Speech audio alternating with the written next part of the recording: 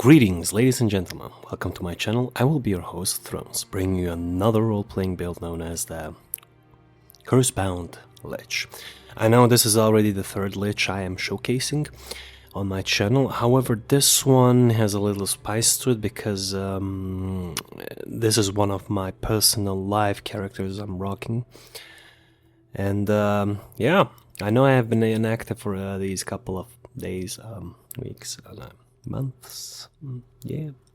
However, I will be focusing on actually bringing 1 to 2 builds per week at least, really depending on the amount of content we actually have in the game. But with the new scribing system as well as the coloring of the skills, we got quite a bit of options actually.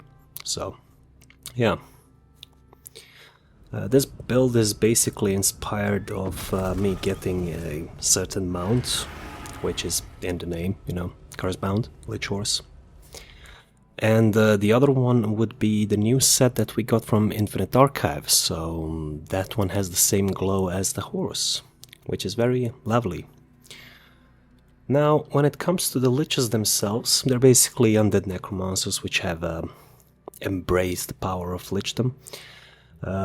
Sophisticated form of death, necromancers, yada yada, commonly used by transferring their soul into an object called a, and excuse me for butchering this word, but phylactery,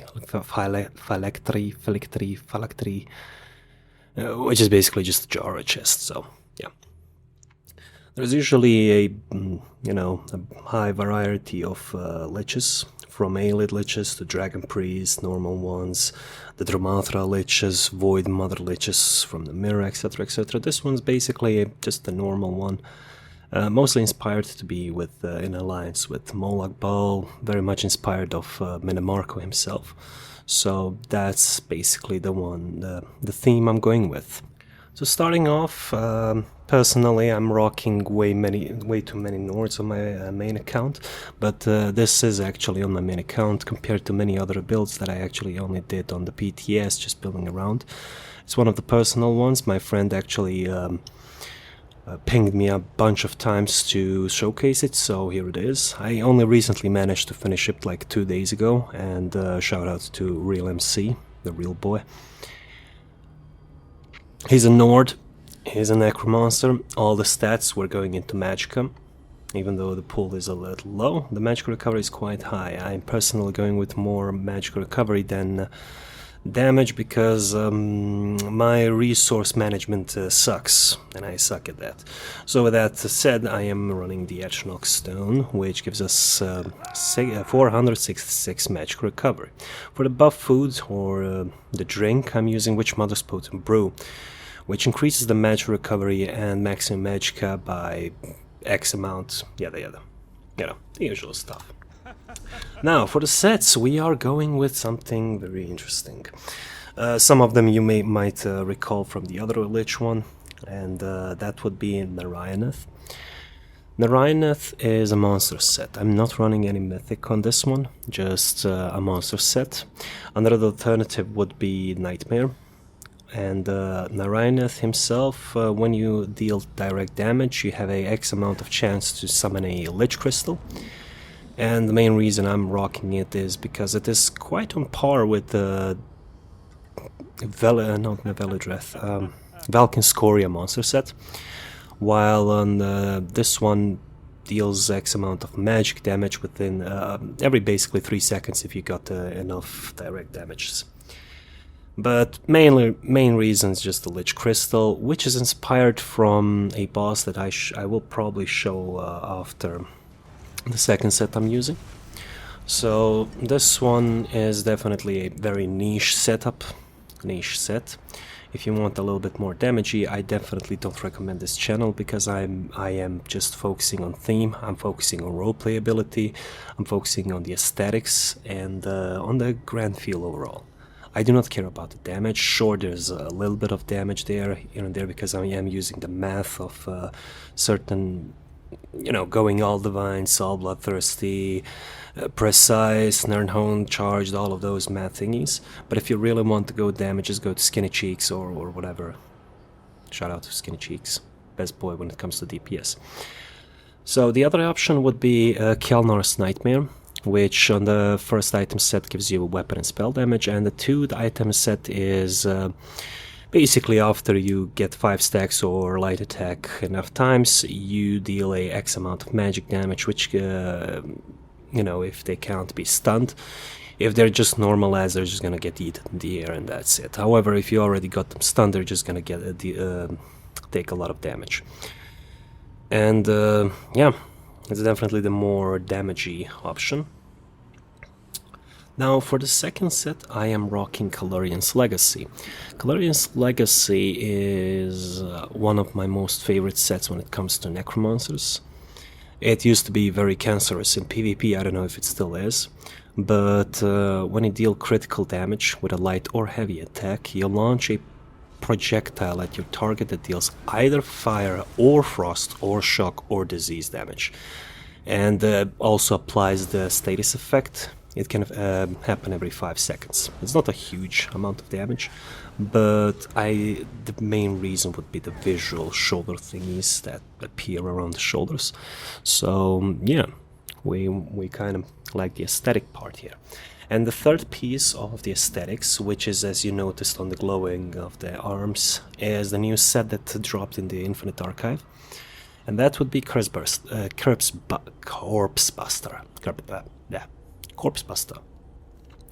When you consume a corpse, causes the corpse to explode, dealing X amount of magic damage to enemies, and increases the damage by 10% for each Grave Lord ability slotted. This can occur every 0.5 seconds, and enemies damaged by the explosion get minor breach, which kind of ties up with the rest of the skills of the Necromancer, all about debuffing the enemies. So it's actually not bad, I have to admit, maybe even for high-end PVE. I mean, maybe if you slot Reliquin instead of Calurian and, I don't know, Harpooner's Kilt or the new Mythic, whatever, you know, you can make use of it. It is a very low cooldown, so I'm rocking at 5 body pieces. I'm rocking Calurian only on the dual wielding pieces, because it only occurs every 5 seconds, which is enough for me to bar swap. Now the third set I am rocking is the Maelstrom Infernal Staff, and the reason is simple. I'm not even running a perfected one. Oh no, I know, right? And it increases the damage wall of elements by a X amount of damage. The reason why I don't have the perfect one is my bloody RNG. Never got it. I ran it like 7 times and gave up after the 7th one. Plus I'm lazy, so, you know, I have the normal one. Not a huge difference in damage. Maybe a little damage, but yeah. Now, for the traits, I do recommend for the body pieces to go full Divines. Ignore my colorful, you know, having a belt in gold while, you know, most of it is purple. Oh no. But yeah, Divines in most pieces. The only reason I run Infused is because I didn't get it to drop in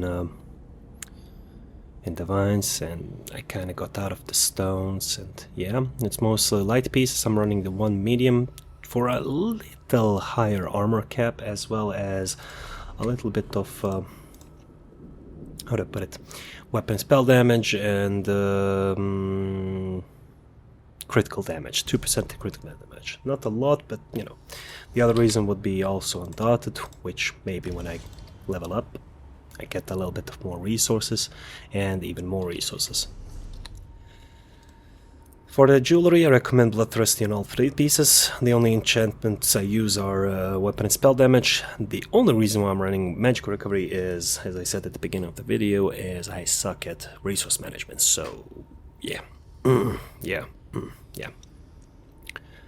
For the weapons, Charged and Nirnhorn, that would be usually the best in slot. I'm running 2 daggers of Calurian in my case, which is this set.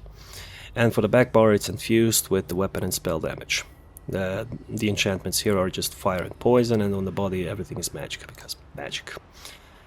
Now, for the skills, I know a lot of people are going to hate me because of this skill. A lot of people don't like it, and controversial, and they like the exploding one, and I would actually agree.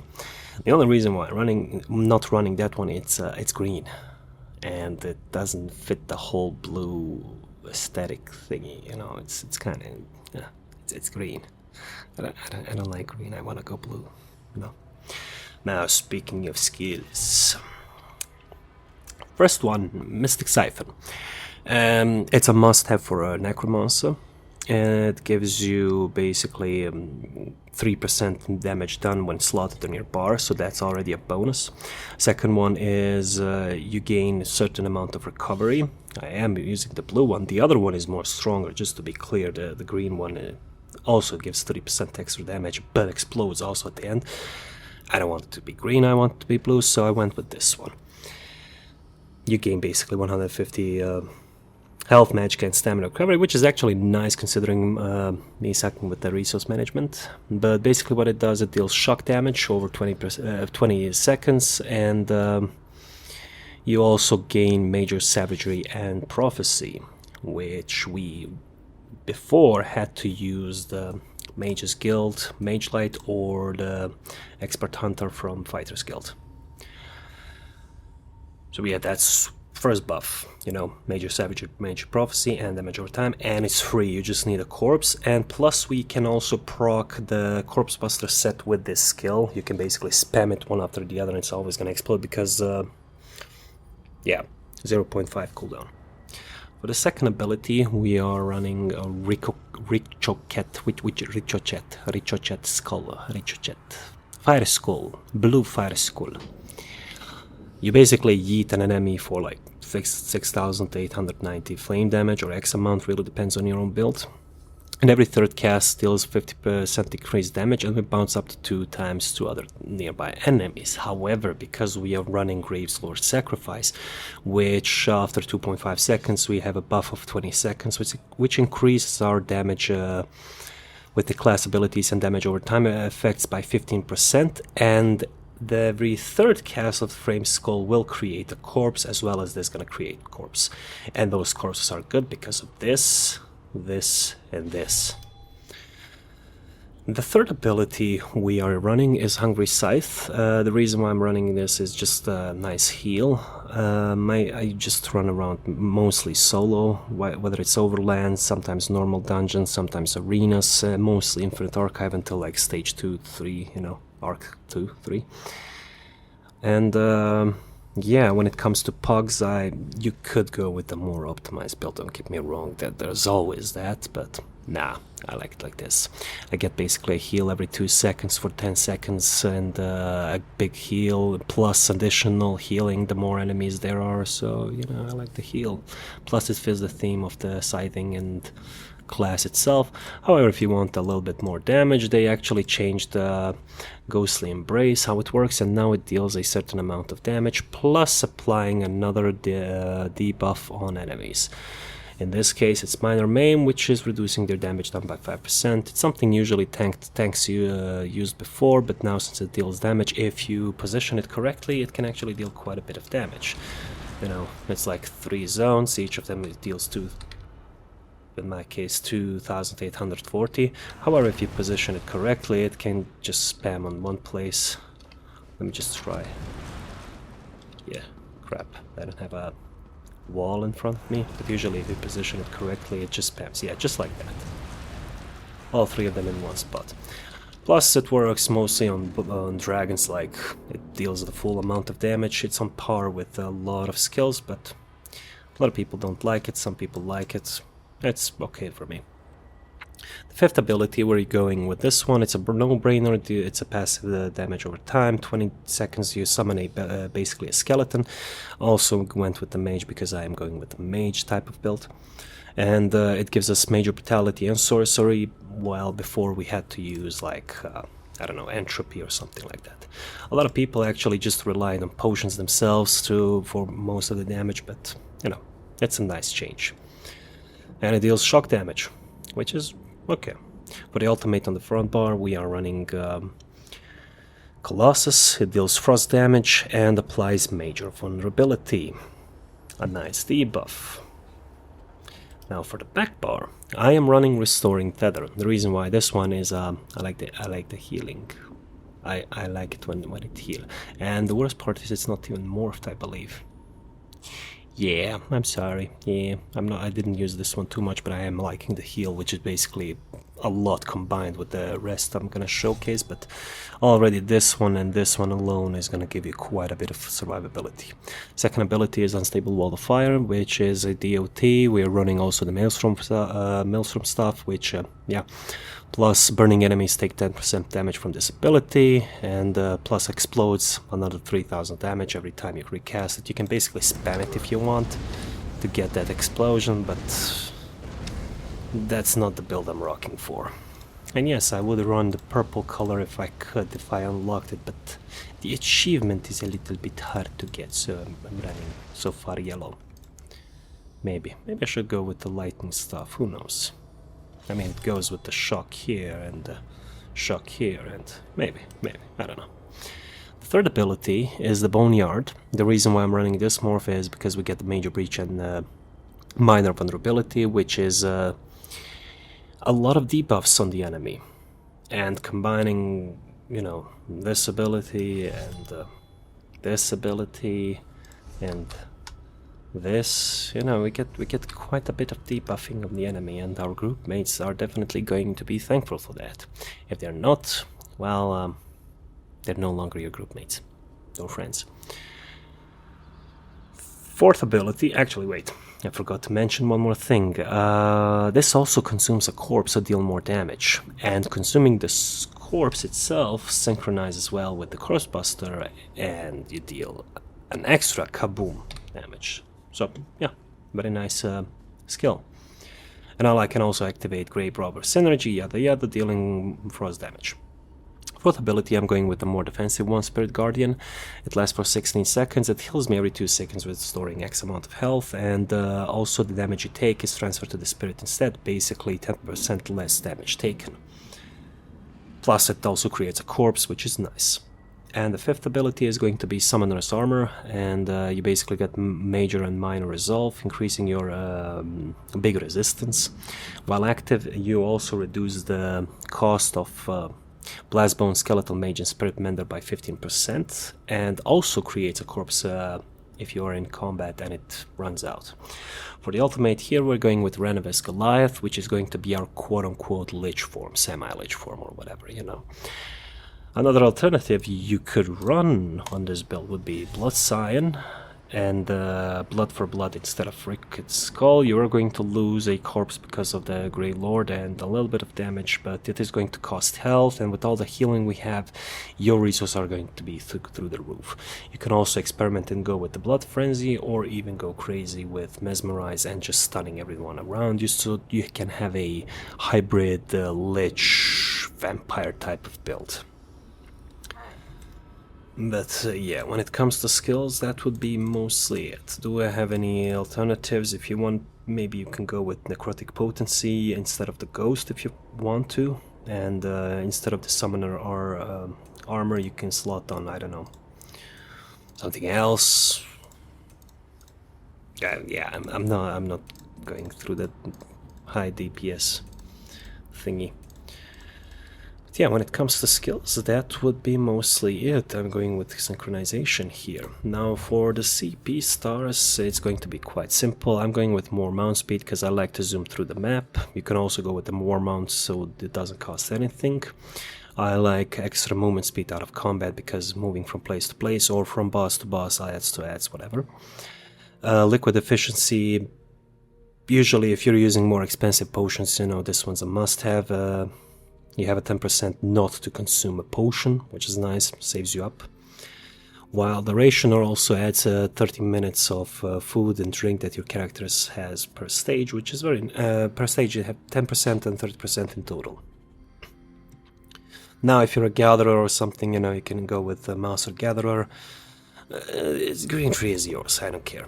Now for the blue tree, I am committing a taboo with this one, but I am running with Force of Nature, extra penetration for every status effects the target has, and because of our Calorian set we do get quite a bit of status effects, plus the burning from the fire stuff, plus the lightning, plus the frost and all of that, so we get quite a bit of penetration from our build itself. And we definitely, you know, kind of want it, because, you know, nice damage. But if you're already hitting the penetration cap, don't go with this one, go with, I don't know, Master at Arms, Deadly Aim, Thaumaturge, whatever. I'm running Ravenous Blows because I like the extra healing, because we already don't have enough healing, so we want more, because we're greedy and stuff like that, because, you know, Lich, Vampire, you know. Wrathful Strikes, you just get a flat weapon and spell damage, which is 205, very nice, no-brainer right there. Fighting Finesse, we get critical damage and critical healing. And yeah, that's it. You can also go with Backstabber if you need a little bit more extra critical. Or if you like Deadly Aim, you can even go with called Occult Overlord if you just want to play around, I don't care. When it comes to the red tree, we are running these three boys, which are no-brainers. We get health, we get armor, we get more recovery, and for every enemy killed, we get Magicka back. So, yeah. As for the fashion, I'm running this horse, and I want to show it off. I waited for 2 years for it to return, and it's back, and I got it. And I'm very happy about it. Very happy. You have no idea how happy I am to get him. My beautiful, rotten corpse. Anyways, this horse was the main inspiration for this whole build. As you can see, the fog aesthetics on the horse are the same on the arms, which is basically the assets Zenny used on the Corpse Buster set. That's why the glow on the arms, you know, went with blue eyes, skin. But yeah, this was the main inspiration. Now for the fashion of the whole character, well, let's begin by the more basic ones, which is going to be, I am going with the Master of Schemes personality, since my character is aligned with Molag Bal, his base is in Cold Harbor, yada yada, you know. Main inspiration is with Marco, but that didn't try to, you know, screw over Ball, because, you know, eternal punishment and stuff. Master of Schemes personality, we got it for event this year. Maybe you still can get it, I don't know, I didn't try to check the math there. For the skin, I am rocking Black Maros Necromancer, and for the eyes, I am running, I believe, Azur's Eyes. Yeah, Azure Eyes. Without it, you know, you're just looking like this. And if you don't have Azur's Eyes, I believe the Eyes of the Prophet fit just as well. Well, it has a mean look to him. Semi-blind, you know. Yeah, up to you. Up to you. For the hairstyle, I'm running the Top Knot Cascade. Top Knot Cascade. For the adornment, I'm going with Third Eye. For the minor, I'm going with the legendary Dragon Piercing, because he is a Nord, and, you know, Nords, Dragon Priest, Dragons, you know, Bones, Dragon Bones, Greymoor, Cursebound, you know, all that connecting thingy. For the outfit styles, I am running Nobility and Decay chest piece. I really love the way how it looks. I hate the way it dies, but I love the way it looks. The metallic barely works, however, a lot of the newer sets or the newer outfits ZeniMax releases are looking more and more like styrofoam or just foam or just cardboard, and I don't like it, honestly, I don't like it. But yeah, this one barely worked with a little bit of tweaking. I'm using Cold Harbor Ash, Colossus Brass, and Artifact Hunter Amber, and you barely get this color here, while I had to tone down these types of colors on the rest of it. Nobility of Decay chest piece. Then I'm going with the Fang Layer helmet, which is hidden by, you know, the head so far. The shoulders I'm going with Ysgramor's Ascendance, and it's a repeating thing I'm going with on my main account. And I'm running it on every single Nord I have because of Nord, Dragon Priests, Ysgramor, you know, mostly Dragon Priests. For the hands and the boots and the legs, I am going with Greymoor, considering the mount I'm rocking is themed all about Greymoor and, yeah, vampires. As for the belt, I'm going with the Fangler for a simple skull on the belt. For the weapons I'm going with Narayanath, and these are the only quote-unquote proper Lich looking weapons. As you can tell on the dagger, it is basically a skull, glowing fire skull. Same color as the mount, same color as the Necromancer class. Blue and dark blue. Same goes for the staff. As you can tell, it's a skull. Wait, let me move a little bit if I can. Wait, yeah, there's a skull, and I like it. For any alternative fashions, for if you don't have the, you know, weapons, there's also the Nightmare one, which is, oh wait, no, it's this one, and stuff, which is actually looking pretty dope. It goes with the colors and all of that, but you know, any real alternatives, I don't know, you just play around, just find something that fits. You can go with Rune Priest. It's currently out, it's purple, it glows Necromancer, you know, the gem on the stuff is the same gem as the one on the chest, it glows blue, you know, it fits Rune Priest. And yeah, there's also, no, not this one, definitely not this one. Fang Layer.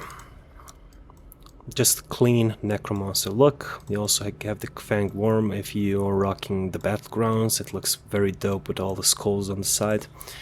And you also have the Worm Cult motif itself, as well as the Staff of Worms, which was during a anniversary event, and it was a nightmare to get, and I don't want to remember about it, and I'm sorry. But yeah. That's mostly it, I believe. The stuff I'm rocking is the Essence of Magicka, and yeah, I believe that's it. With that said, oh yeah, this I'm using the reshade for the intro and probably the outro and everything, and it looks okay, it looks nice, you know, cinematic and all that, but I can't play with it. It gives me an aneurysm or something. Welp. Do I have any alternative sets? Maybe you could go with Bahraha's Curse like the original one. The reason why you see Serpent here is because I grinded a lot of the archive, and yeah, you can go with the Molokin if you want to go a little bit more, you know, yeah, Moloch Bali. If you want to rock the ability of Decay, it's going to turn you a little bit more purple, which is going to fit way better if you are looking for something to pair with the new mounts. Maybe not new ones, but as you can tell, it's a purple colored, it has bones, it's spirited, it's quite necromancy. Now if you do equip an ability in Decay, it is going to look purple, so let me humor it. Nobility.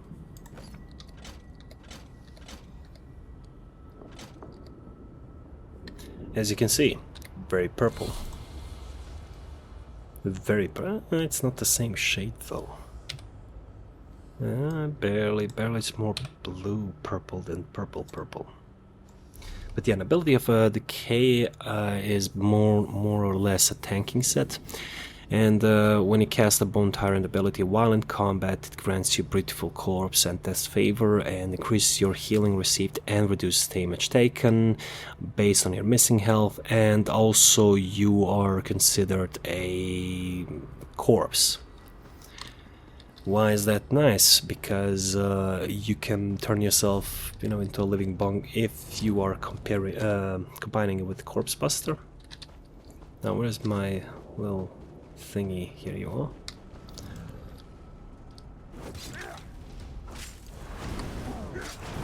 Okay, which set? Bone Tyrant. Okay, yeah. Now we can do this on ourselves and be a walking siphon thingy, which is lovely. However, keep in mind this is a tanking set, so you could work around, combine this with Bahraha's Curse. Actually, I'm gonna make that into my next build. Yeah, interesting. And tank. Well, I will see you guys next time. Bye bye.